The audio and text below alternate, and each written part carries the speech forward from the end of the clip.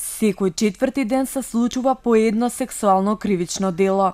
Во оваа статистика спаѓа и 8-годишното дете, чија мајка откри дека било силувано од две другарчиња на возраст од 10 и 13 години во една скопска населба. Грозоморниот случај се уште се истражува, но сигурно е дека малите насилници не може да одговараат кривично. Додека статистиката покажува тенденција на намалување на ваквите кривични дела, истовремено се спушта и возраста на сексуалните престапници. Причината е сигурно долгогодишно занемарување на проблемите кои што се јавуваат во детскиот живот, не адресирање во ниту една општествена средина, структурирана или неструктурирана. Ни се случаи Телеграм предходно и други вакви случаи, за жал и ова сега. Значи, има простор да се работи на секое поле. И со родителите, и во училишната средина, и на локално ниво може да организираат општините различни активности за подигнување на свеста, за отварање на проблемите, за дискутирање.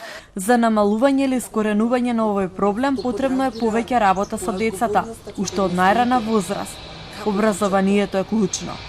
Сега се укажува дека можеби навистина треба да размислиме за воведување на сеопфатно образование за сексуалноста, кој што опфаќа ако се применува онака како што ги имаме видено програмите, дека станува збор за правата, одговорностите, што значи приватност, учење за своето тело, ќе се допрат многу теми.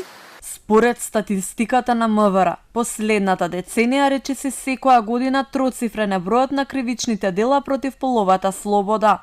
Највисоки бројки се во графите силување и полов напад врз дете кое не наполнило 14 години. Од 2013 тенденцијата покажува намалување на ваквите кривични дела. Единствено во првата година од пандемијата има зголемување на бројките.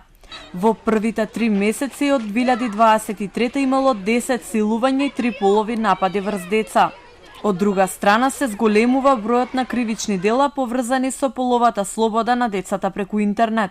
Од јануари до април имало 3 случаи на детска порнографија, за кои не се откриени сторителите.